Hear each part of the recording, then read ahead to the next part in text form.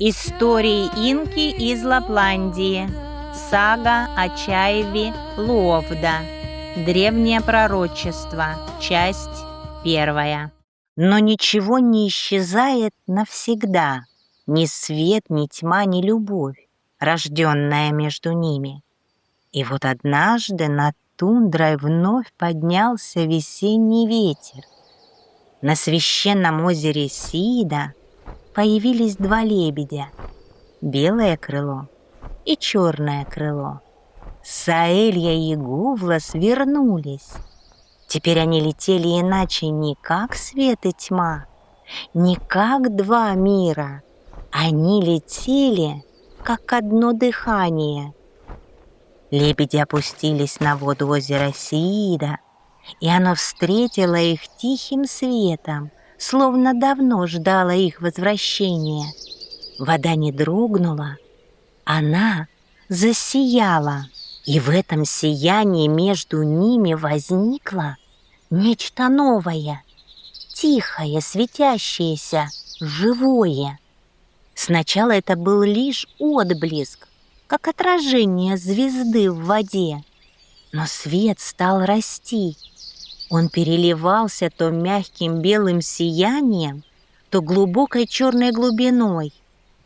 И вскоре из этого света появилась она, маленький лебедь, Чайви Луовда, та, в ком соединяется небо и бездна. Ее перья были белыми, как утренний свет, и черными, словно рассвет, встречающий тьму. Ее глаза были голубыми, как небо над тундрой, и в них уже жила мудрость 3 миров. Она была первой и единственной. Такой не было ни в верхнем мире, ни в нижнем, ни в среднем. Дитя света и тьмы, дитя йойкой тишины, дитя любви, способной соединить невозможное. Но в ней было и нечто большее. Она не принадлежала ни одному из миров и потому могла касаться всех. Каждое утро Саэлья обращалась в девушку и пела свой йойк. Черный лебедь и маленький лебедь плавали у берега и слушали. Озеро Сиида светилось все ярче. Ветер нес этот звук над тундрой, над горами, над границами миров и дальше.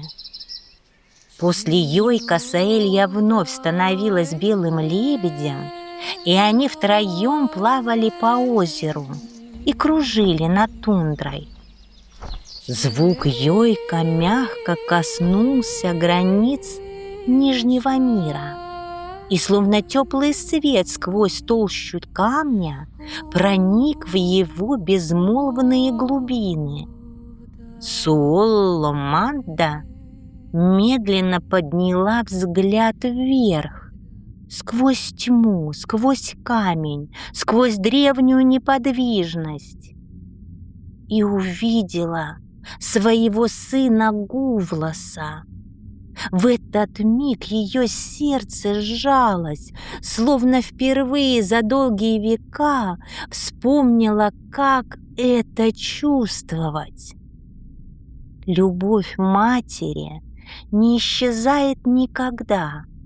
Она не гаснет во тьме, не растворяется в безмолвии, не подчиняется законам миров. Материнская любовь живет вечно, тихо, глубоко.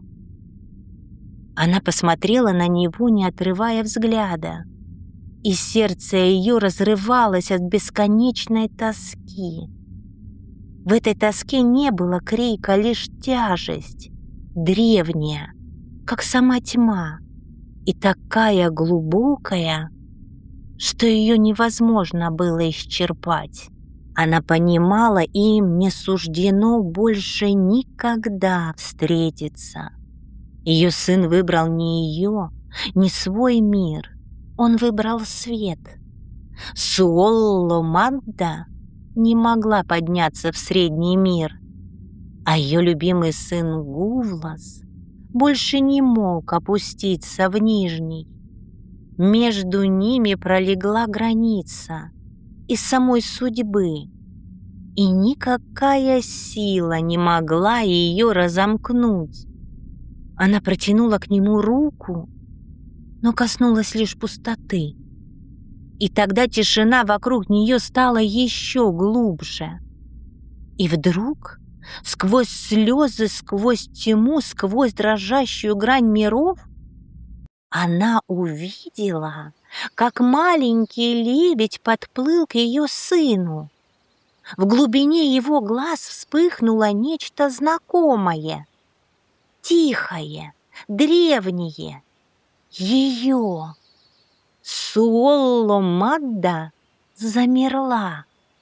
В этом маленьком лебеде текла ее кровь.